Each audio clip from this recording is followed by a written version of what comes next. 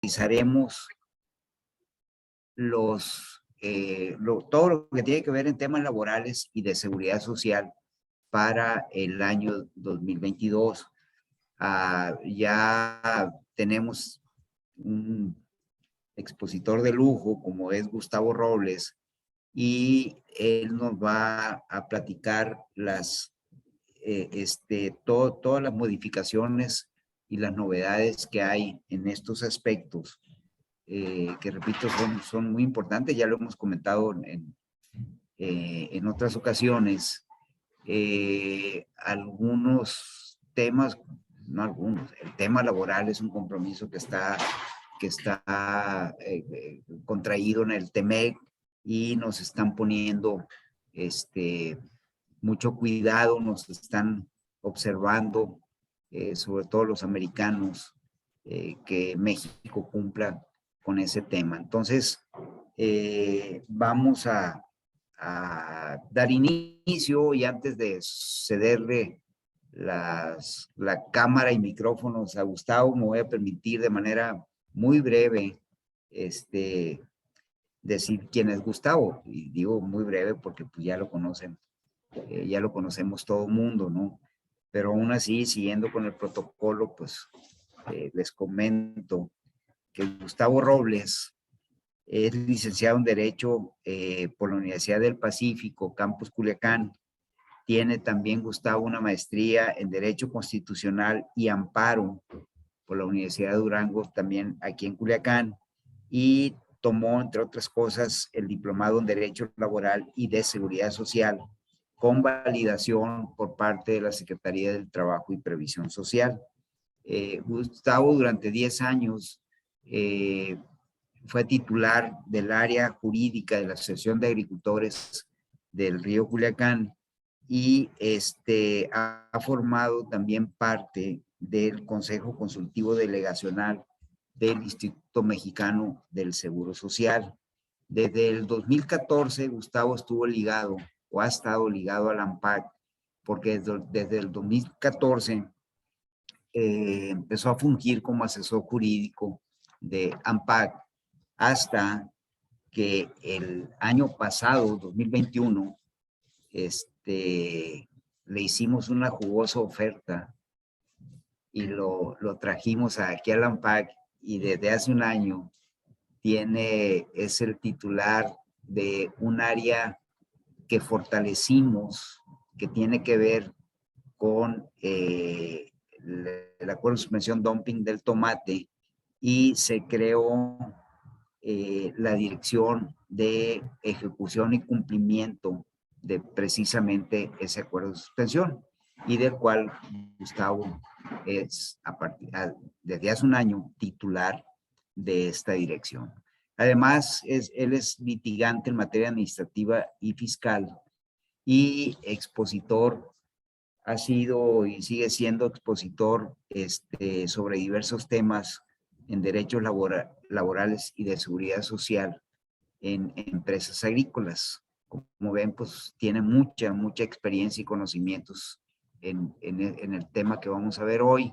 Así que sin más preámbulo, les agradezco y les agradecemos su participación en este webinar, y le dejo aquí ahora sí cámara y micrófono a Gustavo. Gracias, Gustavo.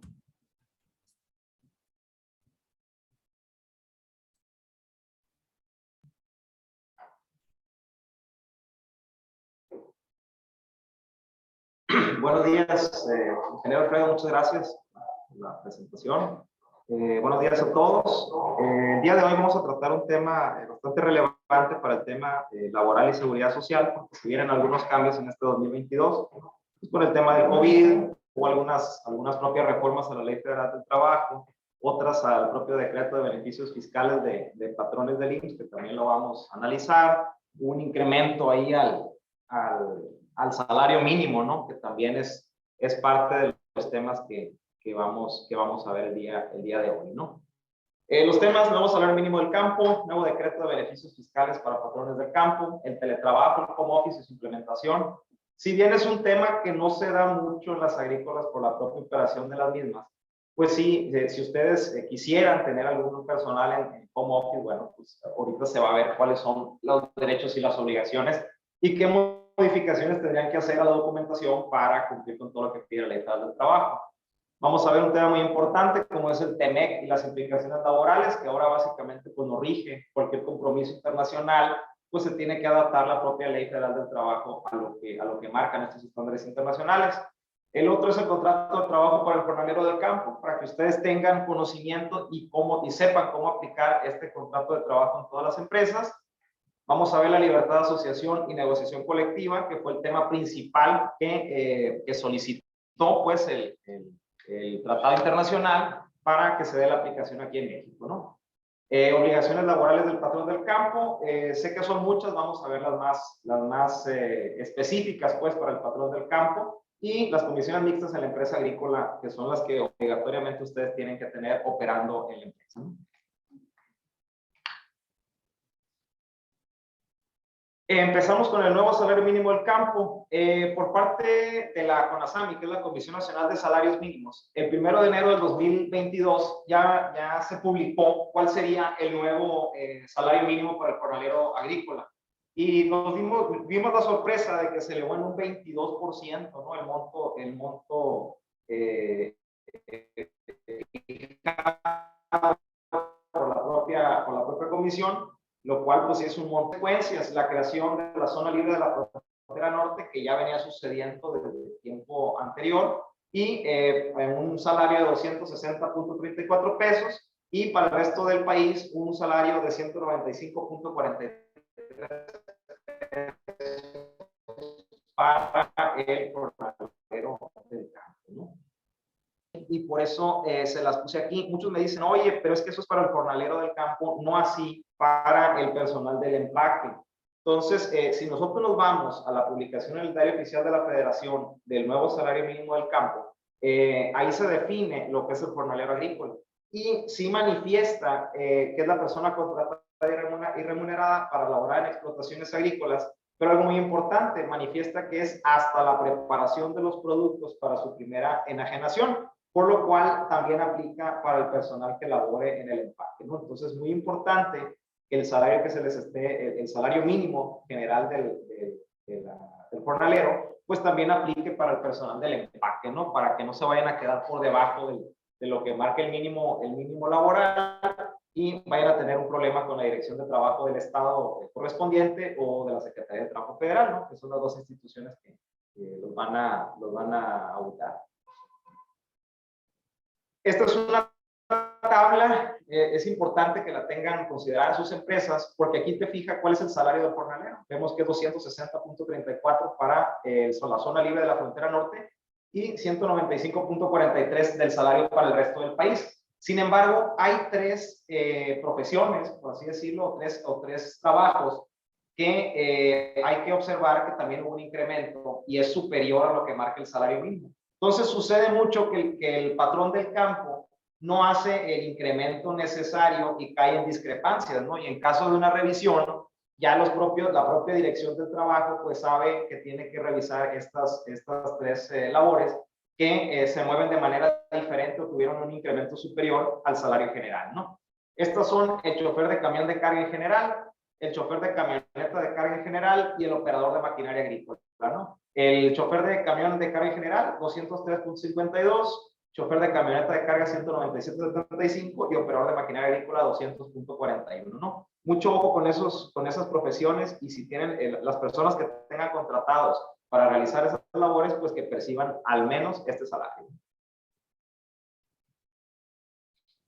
Los puntos a considerar en la aplicación del nuevo salario mínimo. No existe una obligación legal. Algunas empresas me dicen, existe una obligación legal de aumentar el salario que yo le pago al jornalero del campo en un 22%, de la misma manera como lo ha manejado la Comisión Nacional de Salarios Mínimos. La respuesta es no, siempre y cuando ustedes estén por encima de los 195.43 o de los 260.34 para los municipios de la frontera norte. En caso de que ustedes quisieran de manera voluntaria, repito, voluntaria, elevar los salarios de los trabajadores, pudieran fijar el 9% que estableció la CONASAMI como un factor de aumento, ¿no?, que maneja ahí para formar el salario. Es muy importante establecer en los contratos laborales firmados en este año, pues el salario mínimo del campo, ¿no? No se les vaya a pasar, ahorita vamos a ver unos ejemplos de contratos de trabajo, pero sí es muy importante que los contratos laborales que ustedes celebren, pues sí tengan este salario, porque la autoridad laboral lo primero que revisa son los contratos individuales de trabajo con cada uno de los jornaleros, y si se observa un salario inferior al mínimo, pues ya desde ahí es una falla pues considerada grave para la autoridad, ¿no? Ojo con eso, ¿no? Y otro es en caso de estar adheridos al decreto de beneficios fiscales para patrones del campo, pues es que fíjense que el salario esté por encima de lo que marca la propia publicación del Diario Oficial de la Federación de la CONASAMI, ¿no? Ahorita lo vamos a ver eso del decreto, ¿no? El decreto de beneficios fiscales para los patrones del campo, que creo que la gran mayoría, si es que no todas las empresas agrícolas, pues están adheridos a los beneficios que otorga este decreto. Pues para el periodo 2022, pues vienen algunas actualizaciones, ¿no?, que hay que tener muy en cuenta. Algo de historia, el 30 de diciembre, perdón, del 2020, pues ya se hizo una adecuación para diferir la vigencia de este decreto hasta el 31 de diciembre del 2022. Y vienen dos cambios. Para el 2021 fijó un factor, para el 2022 incrementa en 2 veces la unidad de medida de actualización para el presente año, ¿no? Entonces, ojo con ese movimiento. Ya incluso la propia ANPAC les enviamos un comunicado de como existió una modificación a la UMA que entró en vigor el 1 de febrero, pues también el pago a llevar a cabo ante el Seguro Social pues se vio modificado, ¿no? Tratándose de la zona libre de la frontera norte, el propio decreto marca 2.60 veces la unidad de medida de actualización en el ejercicio fiscal 2022. Y si ustedes sacan la cuenta con el valor actual de la UMA, pues te va a dar un monto inferior a lo que marca el salario mínimo del campo, ¿no? Lo cual trajo pues una serie de preguntas por parte del gremio de cómo tenían que pagar, ¿no? Ahorita vamos a ver ese ejercicio que causó algo de inquietud y cuáles son las soluciones que se pueden hacer, ¿no? Lo primero es el factor del decreto, quedó en 2.20 veces la UMA, a 96.22 pesos diarios, que es el valor de la UMA actual a partir del 1 de febrero del 2022, nos da un monto a pagar de cuota obrera patronal de 211.68 pesos, lo cual a partir del 1 de febrero tienen que hacer las modificaciones necesarias. También de parte de la ANPAC se les hizo un comunicado días antes, pues para que hicieran las modificaciones pertinentes y no caer en inconsistencias, ¿no? Porque el Seguro Social, al momento de hacer una auditoría por ahí en verano más o menos, pues ellos determinan si no se incrementó el salario de acuerdo a lo que marca el decreto, pues vienen los créditos fiscales por diferencias, ¿no? Y en este caso pues sí serían muy onerosas porque es toda la nómina agrícola. Aquí viene la discrepancia. El factor del decreto para los de la zona libre de frontera norte marca 2.60 veces la UMA. Sin embargo, si ustedes multiplican 2.60 por los 96.22, que es el valor de la UMA, te va a dar 250.17 pesos. Entonces aquí viene la pregunta, ¿con qué factor o con qué salario pago la cuota obrera patronal? ¿Con lo que me marca el decreto de los 250.17 pesos o con lo que marca el salario mínimo general para los municipios de la frontera norte, ¿no? Mi recomendación es que lo paguen con lo que marca el salario mínimo general del campo, ¿no? Los 260.34 pesos. Porque si bien ustedes están adheridos a un decreto que marca un salario inferior, que son los 250.17, cuando la autoridad vaya a interpretar esta norma, siempre se va a ir del lado del trabajador de lo que es más benéfico. Y sin duda, el pagar cuota obrera patronal sobre 260.34 pesos es más benéfico para el jornalero del campo. Considero yo que esa va a ser la postura del propio juez que resuelva esta incertidumbre. Sin embargo, bueno, y aparte de esto, pues no puedes dar de alta a un trabajador de manera con un salario inferior al mínimo, ¿no? Ese también es un gran problema que tiene el patrón del campo. El propio ITSE pues no te permite hacer este movimiento, ¿no? Hay algunas voces que dicen, bueno, pues pudiera a través de algún litigio pelear pues por el pago de este monto. considero que al final pudiera terminar en algún, que no va a prosperar pues ante el propio tribunal, porque finalmente el salario mínimo general es superior, pues entonces siempre la interpretación se va a ir de parte del trabajador. Dudo mucho que un juez se incline pues por irse por el decreto, ¿no? Pero bueno, ahí está la nota aclaratoria. Como todos los años, es de especial interés observar que el decreto de beneficios fiscales deja fuera al beneficio del seguro de retiro, cesantía, edad avanzada y vejez. Entonces, ¿qué es lo que pasa? Tienes que dar de alta, tienes que tener dos SUAS, pues precisamente. Uno para declarar el salario real del trabajador del campo y otro para tener el salario con el que vas a pagar los otros 4 seguros que incluye el seguro social, ¿no? Pero lo que es el RCB, ese sí lo tienes que pagar con el salario real del trabajador. Mucho ojo con esto, porque si ustedes pagan los 5 seguros que incluye el seguro social con el monto que maneja el decreto, va a llegar algún crédito fiscal por ahí, ¿no? Porque están en incumplimiento del propio decreto de beneficios fiscales. También otro punto medular es que muchos agrícolas no cuentan con el documento de adhesión al propio decreto de beneficios fiscales, lo cual es un gran problema porque en caso de alguna revisión, en caso de alguna discrepancia, si ustedes vienen pagando conforme al decreto, sin embargo no están adheridos o no tienen alguna manera de probar que efectivamente están adheridos a ese decreto, pues los créditos fiscales que se van a venir pues son bastante onerosos, ¿no? Entonces, mucho ojo con ese documento. Si no lo tienen, solicítenlo. En caso de que no tengan el documento, aquí en la ANPAC les podemos facilitar el documento para afiliarse, ¿no? al propio Seguro Social, y con todo gusto se los hacemos llegar, ¿no? Hay un tema que vino desde el 11 de enero del 2021. La Ley Federal del Trabajo se reformó y creó el teletrabajo, el home office, y cómo se va a aplicar de manera laboral. Si bien para ustedes pues no es muy aplicable, porque la realidad no nos permite que el personal labore pues de manera remota. Sin embargo, si ustedes tienen algunos puestos administrativos meramente que pudieran trabajar bajo este esquema, pues les voy a comentar cómo funciona y cómo deben de aplicarlo en la empresa agrícola, ¿no? Como ya les comenté, se reformó el artículo 311 y se le adicionó el inciso 12 bis de la Ley Federal del Trabajo.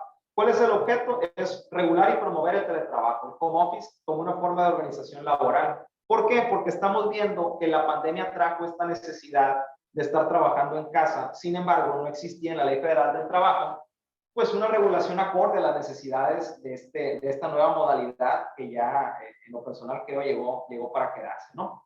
Pero ¿cuáles son los ganchos que pone o los candados que pone la propia Ley Federal del Trabajo? Pues te dice que para que sea considerado teletrabajo, más del 40% del tiempo se tiene que pasar en el domicilio de la persona trabajadora. O sea que si de manera esporádica ustedes le piden un viernes, un lunes al trabajador que se quede en casa, no cumpliría con ese 40% que marca la ley, por lo tanto no es home office, es simplemente que el trabajador se quedó en casa. Sin embargo, su contrato laboral pues sigue siendo un contrato ortodoxo, un contrato de manera presencial normal, ¿no? Como ya lo hemos venido haciendo, ¿no? Muchos preguntan si con la pandemia del COVID-19, la gente que se queda en casa tendrían que hacer alguna reforma, alguna modificación a sus contratos de trabajo. La respuesta es no, porque el COVID-19 fue una naturaleza jurídica ocasional y esporádico, ¿no? Si bien ustedes pudieran hacer alguna modificación a sus contratos de trabajo o algún adendum al mismo para la cuestión de que si el trabajador va a laborar desde casa, pues el pago de la energía eléctrica, el pago del internet, sin embargo, esto no cae en el rubro de ser un contrato de teletrabajo, ¿no? ¿Por qué? Porque es derivado de una pandemia, no de manera ocasional. De la misma manera, si ustedes van a aplicar el teletrabajo, tienen que tener un contrato de trabajo. No los va a eximir de contar con ese documento de manera física. ¿Y qué se debe de incluir? Pues todo el equipo de insumos de trabajo que le vas a otorgar al propio trabajador, alguna silla ergonómica, porque así lo maneja la propia ley, la laptop, las impresoras, el acceso al sistema de internet. Los mecanismos de contacto y supervisión entre las partes, cómo se van a supervisar, a qué hora va a haber alguna reunión en Zoom pues, para ver cuáles son los avances, a qué hora se van a mandar correos para ver los avances del propio trabajo, los horarios y distribución de las mismas sin exceder los máximos legales. Que una persona esté en home office no significa que se vayan a rebasar los horarios legales permitidos de 8 horas al propio, de manera diaria, pues. Todas esas regulaciones pues siguen vigentes, ¿no? Incluso la propia ley maneja el derecho a la desconexión. Esto es muy curioso. Uno va a trabajar sus 8 horas desde home office, pero si las 8 horas se cumplen a las 4 de la tarde, pues posterior a eso, el trabajador tendría el derecho a la desconexión, pues para ya no estar trabajando de manera indefinida, por así decirlo, ¿no? Lo que sí nos trae, aunque ustedes no apliquen el teletrabajo en sus empresas, sí tenemos que agregar lo siguiente, que es una nueva obligación laboral. Se tiene que agregar esta modalidad en los contratos colectivos que ustedes celebren con el sindicato del campo. Y también se tiene que incluir la modalidad del teletrabajo en el reglamento interior de trabajo de cada empresa. Entonces, aquí en la ANPAC ya se les hizo un envío de estas dos cláusulas. En caso de que no las tengan, con todo gusto también se las podemos enviar. Son cláusulas para cumplir con lo que marca la Ley Federal del Trabajo y aplicarlo a sus contratos colectivos de trabajo con el sindicato, si es que tiene sindicato. Pero si no cuenta con un sindicato, bueno, pues la cláusula que se tiene que agregar en el reglamento interior de trabajo. Esto les va a servir para dos cosas, ¿no? Una, para renovar ese propio reglamento interior que con los años pues, se ha venido reformando la Ley Federal del Trabajo y por lo tanto pues, el contenido del propio reglamento. Te va a servir para hacer algún adendum o un nuevo reglamento interior de trabajo. Aquí en la ANPAC los podemos ayudar para que constituyan un nuevo reglamento con esta nueva cláusula, ¿no? Y les pongo de nota ahí, es importante señalar que en caso de llevar a cabo el teletrabajo, se tendrá que actualizar los contratos de trabajo, como ya les venía diciendo, así como el reglamento interior. En el propio decreto de teletrabajo o home office, en el artículo 330 establece las siguientes obligaciones especiales a los patrones. Son varias, ¿no? Las que vienen. La que ha causado más controversia a nivel nacional es el pago de los servicios de telecomunicación, internet y la parte proporcional de electricidad. Porque si bien la propia ley manifiesta que el patrón está obligado al pago de estos servicios, lo que sí es que no manifiesta pues en qué porcentaje, ¿no? Y es muy complicado tener una manera objetiva de medir cuál es el consumo de internet de ese trabajador por las 8 horas que va a laborar o cuál es el consumo de energía eléctrica por esas 8 horas, ¿no? ¿Cuál es la recomendación en caso de que ustedes lleguen a algún acuerdo? Pues que se fije se va a poner una cuota fija pactada de manera escrita, muy importante, de manera escrita entre el trabajador y la parte patronal para un monto extra del salario que va a percibir el trabajador con la finalidad de pagar estos servicios de energía eléctrica y de servicios de internet. Las obligaciones especiales de los patrones son los mismos, tienes que inscribirlo en régimen obligatorio del IMSS, es un trabajador para todos los efectos legales, tiene los mismos derechos, las mismas obligaciones y tienes que capacitarlo y asesorarlo en las nuevas adaptación y aprendizaje de esta nueva capacitación laboral. Un punto muy importante a considerar es que el cambio de presencial a teletrabajo es totalmente voluntario. O sea, no puede el patrón imponerle a un trabajador que se vaya a home office, pues, en ese sentido. Tiene que ser un acuerdo de voluntades entre el patrón y el trabajador para que éste pueda migrar a esa modalidad, ¿no? Ojo, es voluntario y así lo marca la propia ley, ¿no? No pudiera uno imponerle a una persona pues el teletrabajo si no es voluntad de ellos, ¿no? De la misma manera, la Secretaría del Trabajo Federal pues, va a seguir realizando inspecciones. Aún no se sabe cómo, porque pues, esto es una organización laboral nueva, es una modalidad nueva.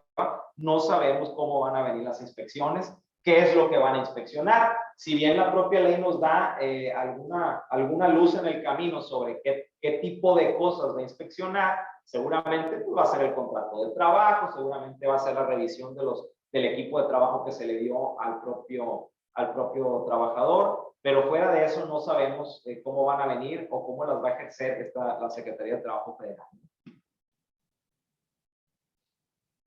Otro tema muy importante en el desarrollo de la operación agrícola es el contrato laboral. Muchas empresas, al tener un sindicato, consideran que están de manera cubierta pues, en el tema laboral.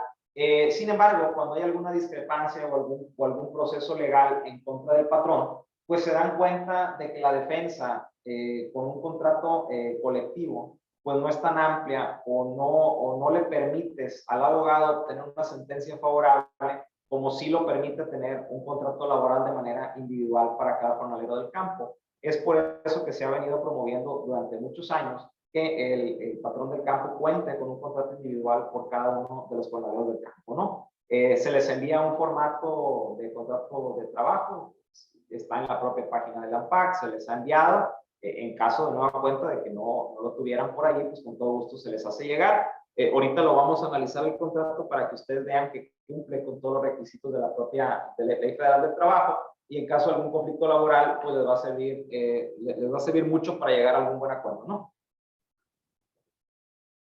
La definición de contrato laboral viene, digo, meramente histórico. Artículo 20, se entiende por relación de trabajo, cualquiera que sea el acto que le dé origen, la prestación de trabajo personal subordinado de una persona mediante el pago de un salario, ¿no? Las características de un trabajo personal subordinado mediante el pago de un salario, y el propio artículo 24 de la Ley Federal del Trabajo manifiesta que debe hacerse contar por escrito, ¿no? Aquí no opera el acuerdo de voluntades de manera verbal, o algún correo o WhatsApp o algo por el estilo. Aquí las condiciones de trabajo deberán hacerse por escrito, ¿no?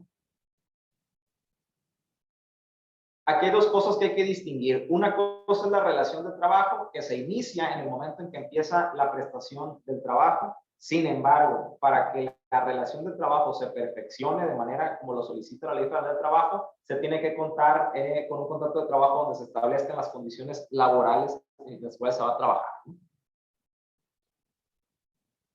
Es una definición del contrato de trabajo estacional, que es finalmente, o por temporada agrícola, que es el que nos llama la atención o el que vamos a aplicar en las empresas agrícolas, el cual nos dice que en ningún caso podrán ser superiores a 27 semanas por cada patrón en el año. Y así lo manifiesta el artículo 279 ter, que es un capítulo especial para los jornaleros del campo, y manifiesta que nunca se deberá ser superior pues, a 27 semanas por cada patrón. Yo sé que en la práctica muchas veces se excede pues, de este término. Sin embargo, hay que mantener estos propios contratos de la misma manera, manejarlos por temporada agrícola, ¿no? Así se ha venido manejando. Ahorita vamos a ver un ejemplo de cómo van a redactar esa cláusula, ¿no? ¿Cuál es el contenido del contrato laboral? La propia Ley Federal del Trabajo te marca ciertas pautas que tú tienes que llenar para cumplir con todos los requisitos. Si la relación de trabajo es para obra a tiempo determinado o por temporada, subrayo por temporada porque es la que nos interesa. En el inciso 1, nombre, nacionalidad, edad, sexo, estado civil, CURP, registro federal de contribuyentes y domicilio del trabajador. Este inciso, la verdad, es muy complicado que se cumpla para los jornaleros del campo, ¿no? Por la misma, por lo complicado, pues, que es incluso la misma firma del propio contrato es difícil que se tenga de manera completa, ¿no? Entonces, vamos a hacer cumplimiento de lo que más se pueda dentro de la legalidad y que esto le vaya a servir a ustedes para algún conflicto en un futuro, ¿no? Servicios que deban prestarse, ahorita vamos a ver el ejemplo, ahí viene el lugar o lugares donde debe prestarse el trabajo, la duración de la jornada, también viene en el propio contrato, la forma y el monto del salario. Subrayo monto del salario porque esto es muy importante. Si ustedes no ponen cuánto va a ganar el propio trabajador del campo, en un conflicto laboral, el trabajador va a señalar un salario y la carga de la prueba va a recaer en ustedes. Si no tienen alguna documentación que ampare cuánto se le venía pagando al trabajador, pues el tribunal laboral, porque ya son juzgados, pues va a fallar a favor del propio trabajador, ¿no? Otros requisitos, el día y lugar de pago del salario, la indicación de que el trabajador será capacitado y adiestrado, otras condiciones de trabajo, días de descanso, vacaciones, y muy importante, designación de beneficiarios a que refiere el artículo 501, ¿no? En caso de fallecimiento. También el contrato formato que tenemos aquí en NAMPAC cuenta con esa cláusula para que estén en cumplimiento, porque una de las cláusulas que revisa la autoridad laboral precisamente es esta, ¿no? ¿Cuál es la importancia del contrato de trabajo? Y para que vean el alcance que puede llegar a tener si ustedes no cuentan con él. El propio artículo 784 de la Ley Federal del Trabajo señala lo siguiente: el tribunal eximirá de la carga de la prueba al trabajador cuando por otros medios esté en posibilidad de llegar al conocimiento de los hechos. Sin embargo, corresponderá al patrón probar su dicho cuando exista controversia. Si hay alguna controversia y el patrón no puede probar porque no tiene contratos de trabajo, porque no tiene listas de nómina, porque no tiene manera de probar los días de asistencia del trabajador, recibos de nómina, el patrón va a tener que probar todo lo siguiente, lo cual el tener el contrato de trabajo les va a servir, porque tienes que tener la fecha de ingreso del trabajador, antigüedad, falta de asistencia, causa de rescisión de la relación de trabajo, terminación de la relación o contrato, constancia de haber dado por escrito al trabajador. Un momento. Ahí está. Constancia de haber dado por escrito al trabajador, la fecha y la causa del despido, y el contrato de trabajo, ¿no? Así, o sea, cualquier discrepancia que exista entre el patrón y el trabajador, la carga de la prueba recae en el patrón y tiene que probar todo esto, ¿no? Entonces, el contrato de trabajo es completamente necesario y obligatorio, como ahorita lo vamos a ver. También si hay alguna discrepancia entre la jornada de trabajo ordinaria y extraordinaria, que aquí los trabajadores les gusta mucho inflar las horas de trabajo extraordinaria que supuestamente elaboraron, los pagos de día de descanso y obligatorios, disfrute de vacaciones, prima dominical, vacaciones, es pago de prima dominical, vacacional y de antigüedad, monto y pago del salario. Y también la ley termina con este párrafo: la pérdida o destrucción de los documentos señalados en este artículo, por caso fortuito o fuerza mayor, no releva al patrón de probar su dicho por otros medios, ¿no? Entonces, incluso si hay una pérdida por inundación, por incendio, ustedes pierden esa documentación, pues de todas maneras están obligados a aprobar, ¿no? A aprobar su dicho, lo cual pues es más que nada obligatorio el tema de tener los contratos de trabajo físicos, y muy recomendable que los estén escaneando, ¿no? Para tener el archivo ahí en caso de que se pierda el documento. Pues ya veríamos la manera de presentar una copia certificada incluso ante el propio juzgado laboral, ¿no?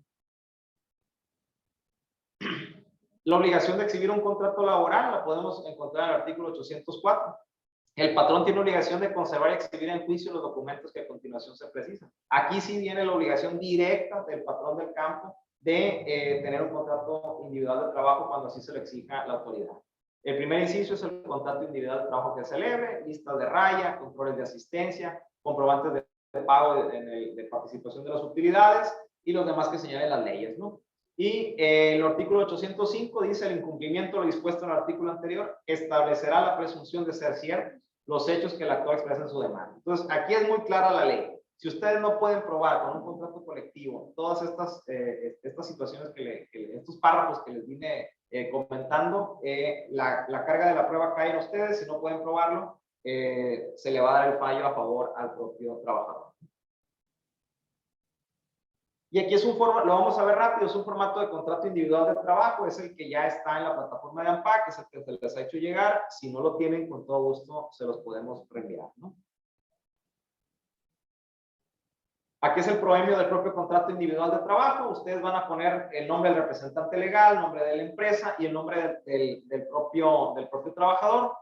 Lo pueden llenar a mano, porque me han hecho esa pregunta. O sea, lo que sí debemos tener de manera impresa o preimpresa, por así decirlo, pues es el nombre de la empresa y el nombre del representante legal. Sin embargo, el nombre del trabajador, porque una de las prácticas que se sugería es que al momento de la llegada del trabajador a la empresa agrícola, pues que la trabajadora social al momento de bajarse del camión, pues que ella le esté solicitando el nombre del trabajador para plasmar su firma en el propio contrato de trabajo, ¿no? Lo ideal, pues, es tener preimpreso el nombre del trabajador y todo. Sin embargo, por la manera en cómo se maneja las agrícolas, pues sé que es complicado, ¿no? Pero al menos sí tener este contrato de esta manera, ¿no? Aquí les pongo las declaraciones, aquí subrayado en negritas, que es lo importante que considero. Como la temporada agrícola no sabemos cuánto va a durar, pues podemos saber cuándo inicia, ¿no? Eso sí tenemos una fecha fija de cuándo va a iniciar a laborar el trabajador. Sin embargo, no sabemos cuándo va a terminar. Entonces le vas a poner tú ahí en el propio contrato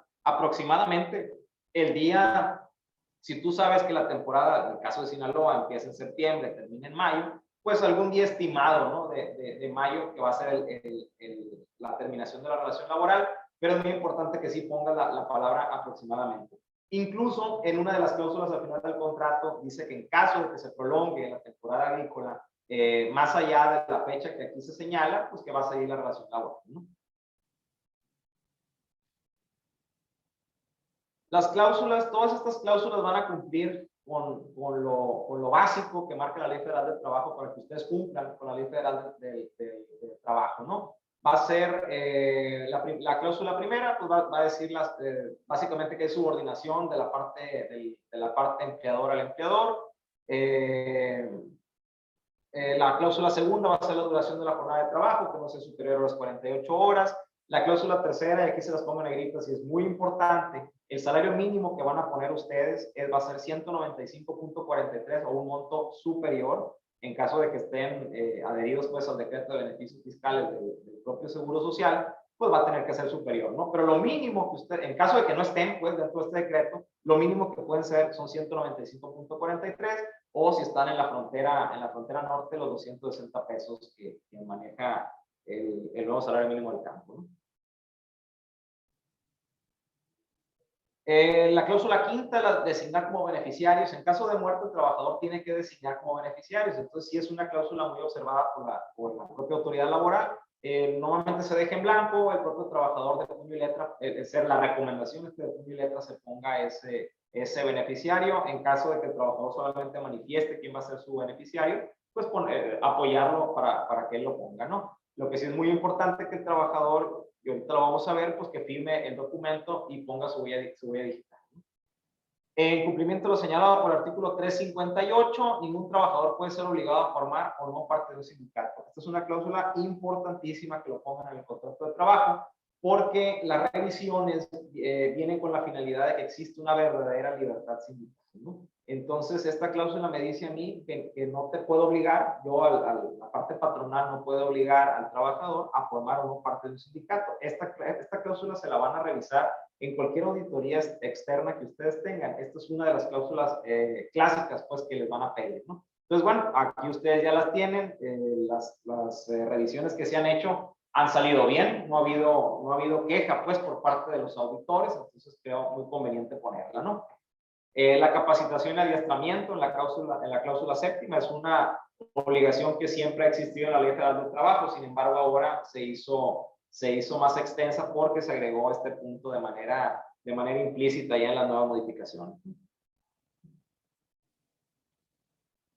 La cláusula octava, por el tema del COVID, nos obligó o nos puso a trabajar en ver la manera en que el trabajador se obligaría a someterse a esos reconocimientos médicos. Es muy importante que ustedes la pongan esta cláusula porque de esta manera el trabajador pues, no se podría negar a un reconocimiento médico para saber si es COVID positivo y de esta manera pues entrar en algún problema de contagio dentro de la empresa, ¿no? Muy importante que la tengan, ¿no?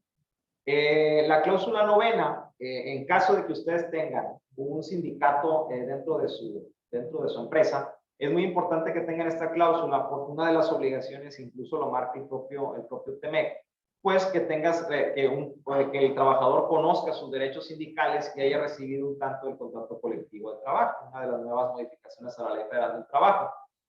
¿Cómo lo van a cumplir esto? Hay dos maneras. Una, teniendo este formato de contrato o en caso de que ya tengan un contrato laboral, pues sí tener un adendum donde venga o un documento donde señale que efectivamente el trabajador del campo ya recibió ese contrato colectivo. Se recomienda que lo hagan aquí en el propio contrato para no tener una cantidad muy grande de documentos y la carga administrativa pues es bastante, ¿no? Entonces ya con este contrato ustedes cumplirían lo señalado tanto en la Ley Federal del Trabajo como en el propio TEMEC. Y aquí el último párrafo que les comento es que en caso de que la temporada agrícola termine o se extienda más allá de lo presupuestado, por así decirlo, pues que la relación de trabajo va a terminar o va a continuar, ¿no? Todo lo no previsto en el contrato, en el presente contrato, se estará la Ley Federal del Trabajo. Y muy importante que esté firmado por la empleadora, el nombre del representante legal, su nombre de la empresa, y el trabajador puede firmar de puño y letra o con su huella, ¿no? En caso de que no sepan escribir, ¿no?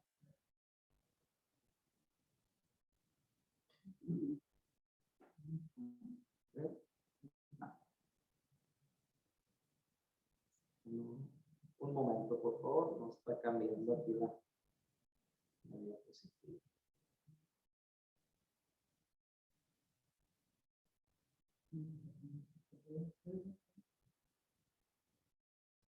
Otro de los temas principales es la libertad de asociación y la negociación colectiva en la empresa agrícola. Este es un tema de mucha relevancia porque parte de los compromisos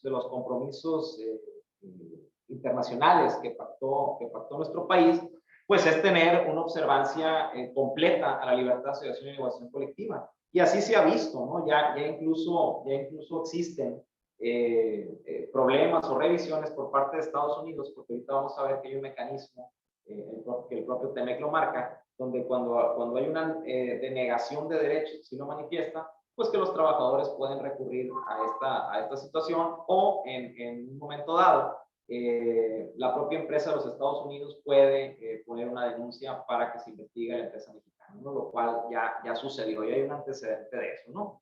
El artículo 9 no se podrá coartar el derecho de asociarse o reunirse pacíficamente con cualquier objeto lícito, ¿no? Esta es la libertad de asociación. Y vamos a ver. Las reformas a la Ley Federal del Trabajo, ¿no? El 1 de mayo de 2019 vino un decreto que vino a pegarse, pues, con todo lo manifestado en el propio TEMEC. Lo que vino a hacer esto, pues, es dar cumplimiento a las obligaciones internacionales de México con Estados Unidos y Canadá. Vino a fortalecer la democracia y rendición de cuentas en los sindicatos, ¿no? Eso es básicamente, o uno de los puntos más importantes que tiene el propio TEMEC. La aprobación de esta reforma laboral forma parte de los compromisos adquiridos tras la renegociación del Telecán, ¿no? Y es una ratificación del convenio 98 de la Organización Internacional del Trabajo de la OIT sobre libertad sindical, ¿no?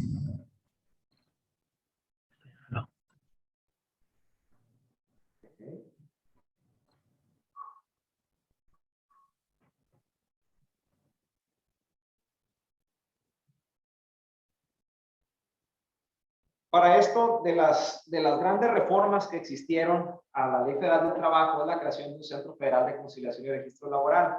¿Por qué se da esto?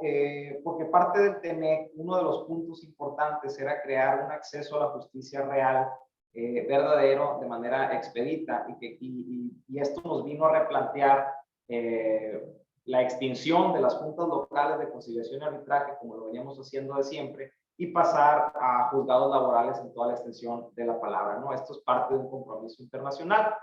El Centro Federal de Conciliación y Registro Laboral de nueva creación va a regir todo el tema sindical, ¿no? Y va a ser pieza fundamental en caso de que ustedes tengan un sindicato, pues para llevar a cabo las votaciones, ¿no? Porque ya toda el tema sindical pues ya va a ser democrático, ¿no? Ya va a haber elecciones para que el Conadero del Campo pueda determinar si quiere estar dentro del propio contrato colectivo. Para el cambio de los líderes del propio sindicato, pues también va a haber una negociación democrática, ¿no? Porque así lo pactó México, ¿no? El artículo 386 bis es una de las reformas, el apoyo de los trabajadores mediante el voto personal libre y secreto es un requisito para la validez de los contratos colectivos de trabajo, ¿no?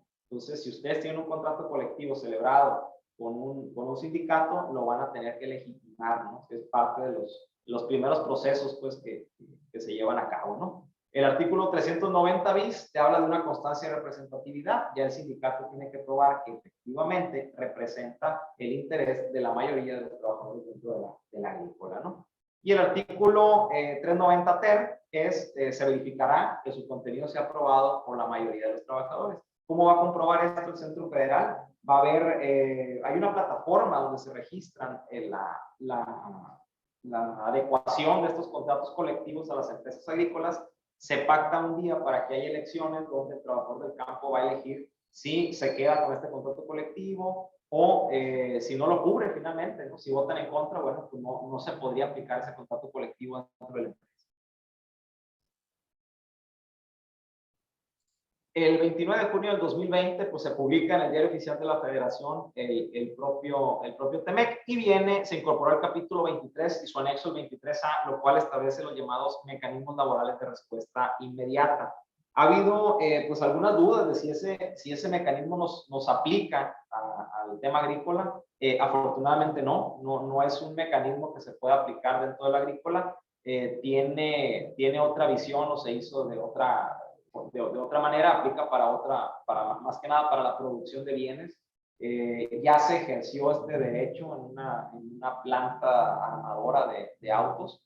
Es un mecanismo laboral de respuesta inmediata, es nada más para que lo conozcan. Cuando existe alguna violación de libertad de asociación y reconocimiento efectivo del derecho a la negociación colectiva, es cuando se puede aplicar esto, ¿no? este mecanismo.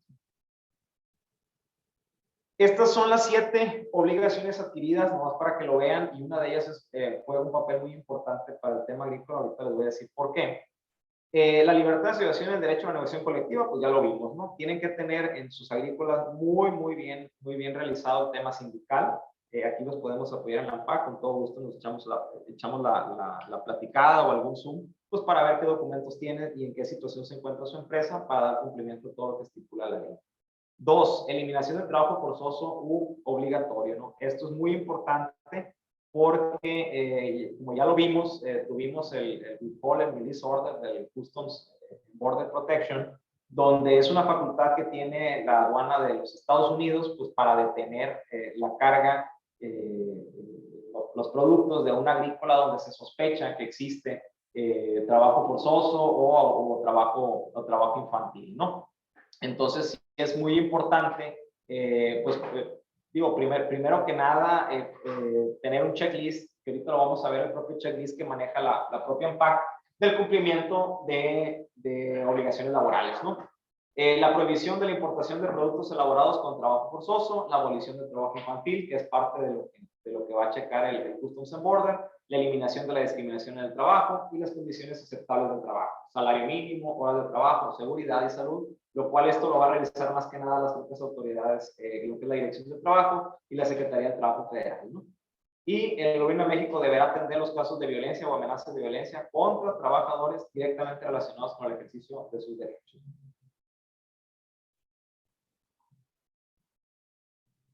La legitimación del contrato colectivo de trabajo. En caso de que ustedes tengan celebrado pues, un contrato colectivo con un sindicato, deberán llevar a cabo su legitimación, ¿no? Esto es un tema que lo va a llevar a cabo el sindicato en la plataforma correspondiente de la Secretaría del Trabajo Federal, y los trabajadores, mediante el voto personal, libre, directo y secreto, verán si aprueban o no el contenido del contrato colectivo, como ya les comenté. Y la propia ley dice que la consulta deberá ser verificada por un fedatario público o una autoridad laboral. Esto en caso de que, y esa es la recomendación, que opten por ir con un notario público que dé fe de cómo se van a llevar a cabo las elecciones. Una, por los tiempos, porque una autoridad laboral va a tardar mucho en asignarles una persona que vaya a su agrícola. Sin embargo, si lo hacemos a través de un fedatario público, un notario, pues es mucho más rápido, ¿no? Entonces van a llevar a cabo esa legitimación de manera más acelerada.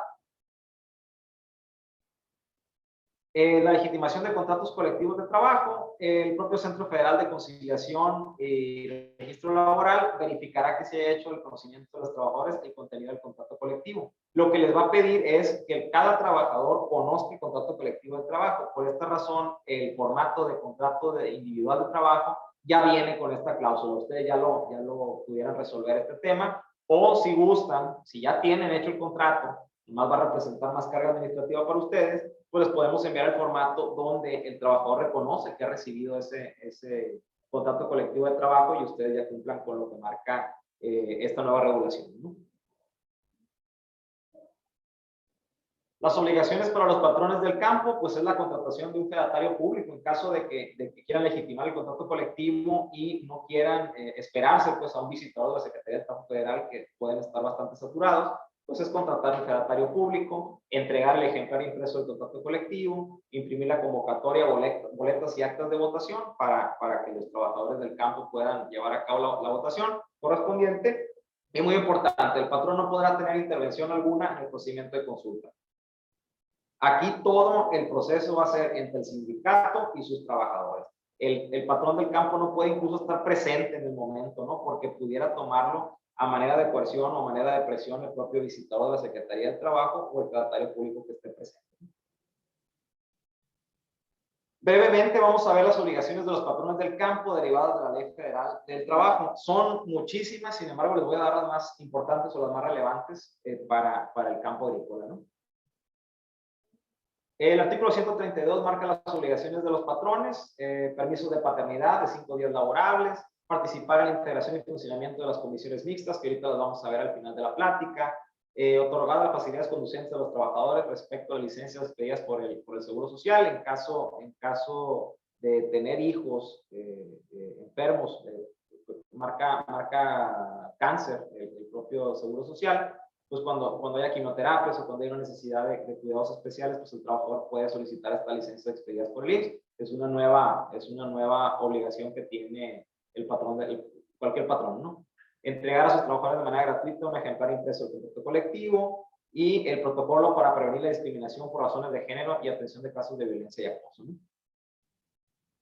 Fijar y difundir en los lugares de mayor afluencia del centro de trabajo el texto fiel de la convocatoria y demás documentos. Eso en caso de que haya algún contrato colectivo que se vaya a ver existir una votación, pues sí publicarlo en los lugares de mayor afluencia para que el propio trabajador del campo lo vea. Igual, la propia convocatoria y el contenido del contrato colectivo lo tienen que tener de manera en un lugar público, pues para que el trabajador lo pueda consultar. Dentro de la Ley Federal del Trabajo existen las obligaciones especiales para los patrones del campo, ¿no? Es un área específica, pues, para lo agrícola, ¿no? Y el artículo 279, Cáter, marca lo siguiente: el patrón llevará un padrón especial de los trabajadores contratados por estacionalidades. Es muy importante que ustedes tengan un seguimiento de este padrón especial, porque es algo que les va a solicitar la autoridad laboral en caso de una revisión, y así lo está haciendo, ¿no? Este padrón especial, ¿cuál es la idea? Va acumulando antigüedades para el momento dado, cuando exista algún retiro del trabajador, pues que se le dé la indemnización correspondiente, ¿no? Entonces sí hay que tener ese padrón especial para contabilizar las antigüedades. En una temporada, 2020 puede tener 4 meses laborados, 2021 5 meses, todo esto se va a unir y finalmente el trabajador puede llegar a tener acceso, pues, a ese pago por prima de antigüedad, ¿no? Que marca la Ley Federal del Trabajo. El 283 marca suministrar gratuitamente a los trabajadores habitaciones adecuadas y higiénicas, que asignan en todas las agrícolas, y impartir las capacitaciones del trabajo, ¿no? Que esto pues, ya se venía manifestando en todas desde hace mucho tiempo, sin embargo ahora se plasma de manera directa como una obligación especial. Dentro de aquí del ANPAC se les envió un checklist de obligaciones laborales. Considero que es una muy buena herramienta, ¿no? Para que la apliquen dentro de sus agrícolas y vean qué nivel de cumplimiento tienen. Ahí básicamente viene el cumplimiento tanto de la Ley Federal del Trabajo como de las nuevas obligaciones que nos marca el propio TEMEC, ¿no? Entonces es importante que ustedes lo tengan. Se los podemos reenviar, ya se envió, creo que está en la propia página de la ANPAC, ahí lo pueden consultar, y en caso de alguna duda, pues ya sea que no tengan algún formato, tengan alguna cuestión en cómo aplicar alguno de los documentos, pues con todo gusto podemos echar una llamadita o un Zoom, ¿no? para ver esa duda.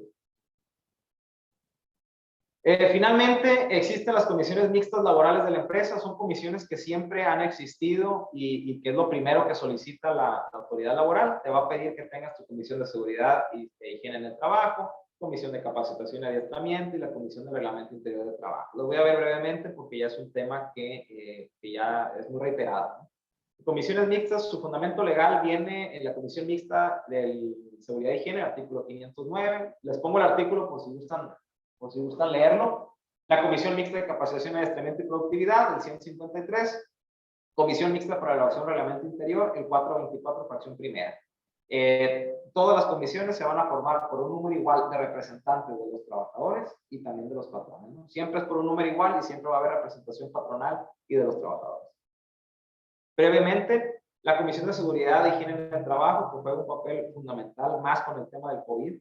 El propósito principal es evitar las enfermedades y riesgos de trabajo en la empresa, ¿no? La comisión estará integrada por un coordinador, un secretario y los vocales que pactan la parte patronal y la representación de los trabajadores. Aquí el tema de las comisiones, las 3 comisiones que les voy a hablar ahorita, todas son a elección democrática. Esto quiere decir que los trabajadores en una asamblea deben elegir quiénes van a ser sus representantes. Entonces, se tiene que hacer, en caso de que no cuenten pues, con estas comisiones, se tiene que hacer una asamblea.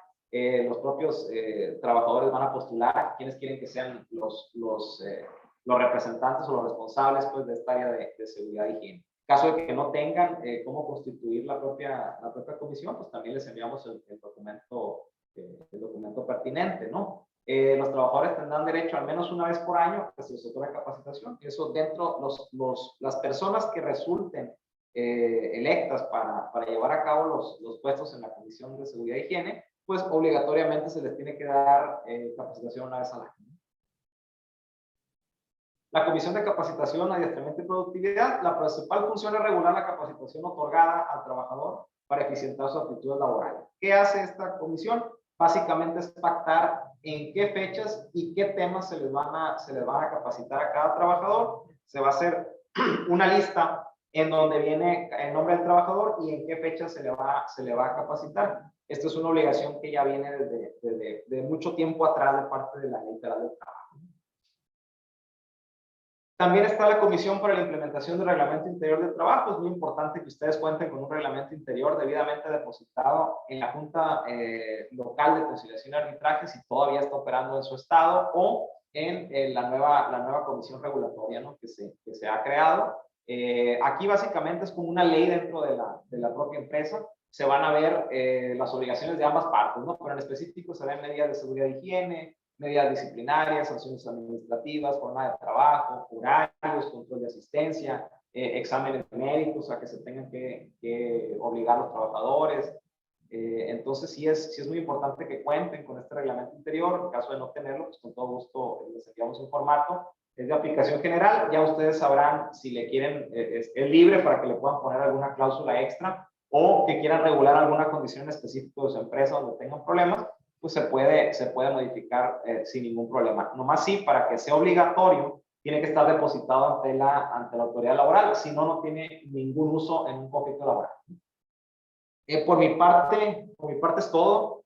Sé que debe existir algunas preguntas por ahí, o si quieren tratar algún tema de inquietud diferente pues a los que vimos, pues con todo gusto lo podemos ver ahorita, ¿no? Vamos a ver.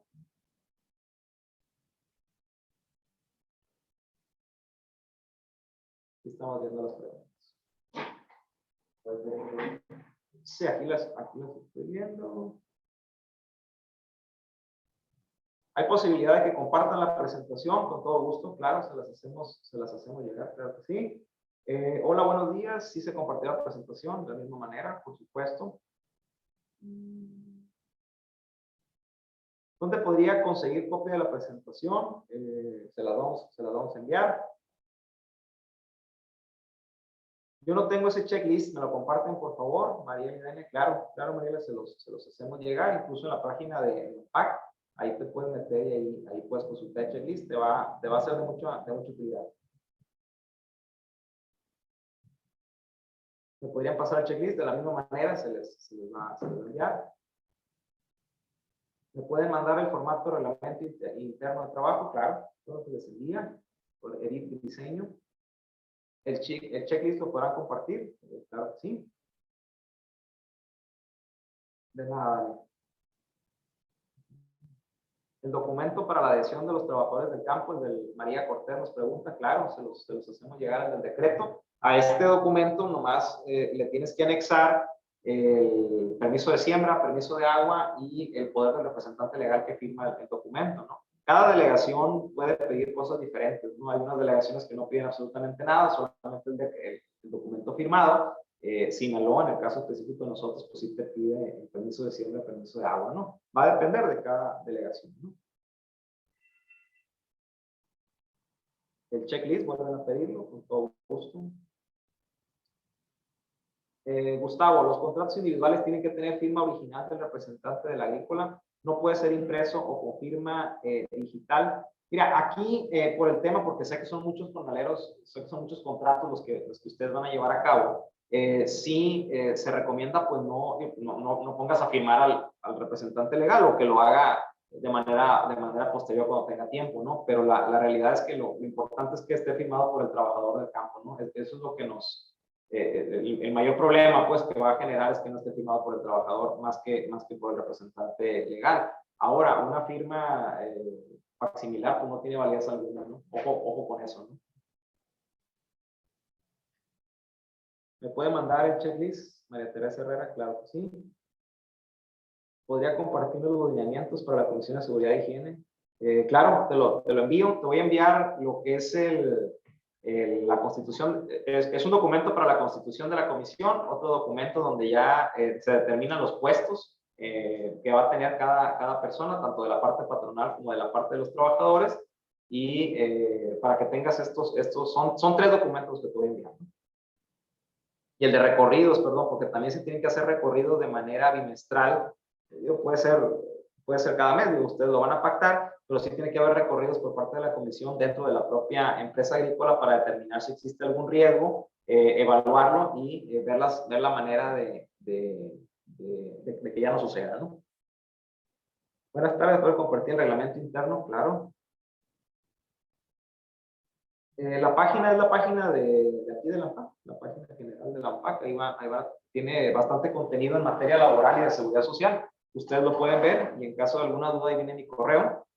Con todo gusto podemos ver sus inquietudes, ¿no? Gerardo Milla ya envió su correo. Ahí le vamos a enviar los documentos.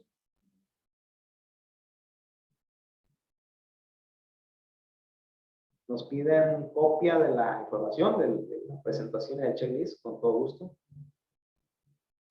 Patricia Ramírez, proveen asesorías. Claro, Patricia, aquí estamos para servirte. Ahí está mi teléfono y algún correo, o si gustas, pues ya la herramienta del Zoom es bastante benéfica, ¿no? Para todos, si salimos de dudas, claro, estoy a la orden. ¿Sí puede quedar impresa la firma del representante legal? No, tiene que ser de puño y letra, ¿no? Sí, sé que es una carga administrativa fuerte, pero es la única manera. Si tú presentas un documento firmado de manera facsimilar, el propio abogado de la parte contraria te lo va a anular, ¿no? Porque no está firmado por él, ¿no? Entonces, sí nos meteríamos en algún problema. Lo ideal es que cuando haya algún problema laboral, pues que el propio representante legal lo firme de puño y letra, ¿no? Hola, buenas tardes. ¿Me pudiera compartir la presentación reglamento interno? Claro, David Galván, claro que sí. El material, claro que sí, lo compartimos también.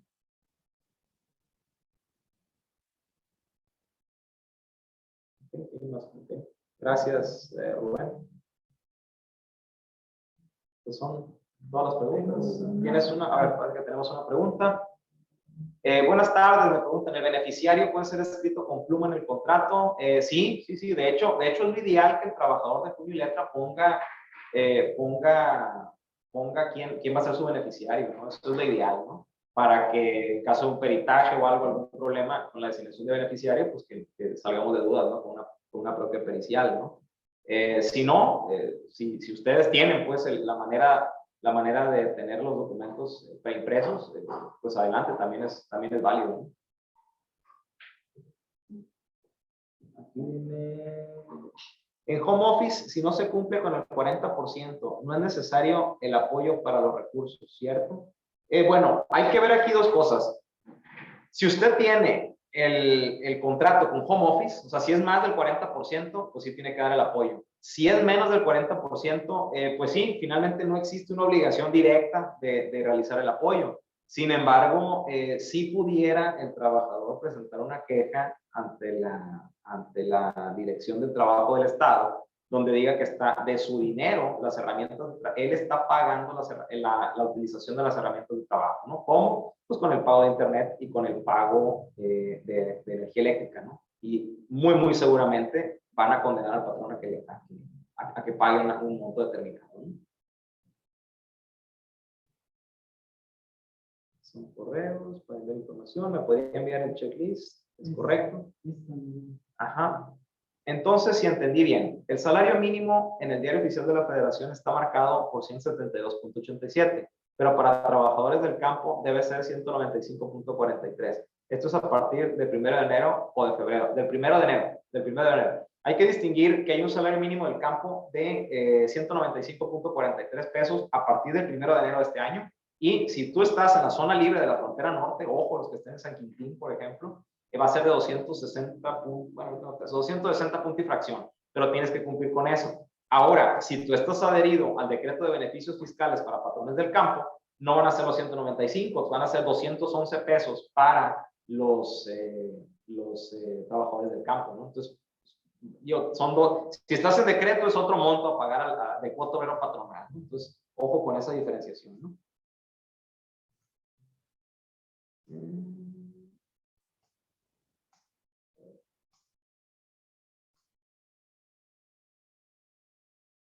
Licenciado, ¿y qué tan grave es no tener un sindicato a su experiencia? Melissa Peña. Mira, el tema sindical, la verdad es que es un tema muy extendido en todo el país, ¿no? Difícilmente no tengas un sindicato, pues, que dentro de la empresa agrícola. No puede pasar, por supuesto, ¿no? Sin embargo, es muy probable que va a llegar un sindicato y, ¿cuál es el modus operandi? Pues, ¿cómo funciona esto? El sindicato va a afiliar a tus trabajadores del campo y posteriormente él se va a presentar contigo y te va a emplazar a huelga. ¿Cómo te emplaza a huelga? Él te va a decir, oye, patrón, yo represento más del 40% de los trabajadores de tu empresa. Por lo tanto, te emplazo a huelga para la firma de un contrato colectivo de trabajo, ¿no? Entonces, pues ya no es voluntario, ¿no? O sea, ya tienes que sentarte a platicar con el sindicato y firmarlo, ¿no? Te lo comento, difícilmente no vas a tener sindicato, pues, dentro de la empresa agrícola, ya que los sindicatos, pues, la gran mayoría, pues, son nacionales, ¿no? Entonces, ¿qué tan benéfico o no benéfico? Digo, no tendría un parámetro, ¿no?, para decirte qué tan benéfico no es. Sin embargo, si vemos la presión internacional que tenemos por parte del TEMEC, pues sí maneja que el trabajador tenga una libertad sindical, ¿no? Y entonces sí pudiéramos observar, pues, que Estados Unidos sí manifiesta, pues, una tendencia a que el trabajador tenga este sindicato. Claro, si no tienes sindicato, sin embargo tienes un contrato colectivo donde le da la libertad al trabajador de pertenecer o no, pues también compruebas con eso la libertad sindical dentro de tu empresa y con eso cumplirías, ¿no? Y es el contrato que tenemos, ¿no?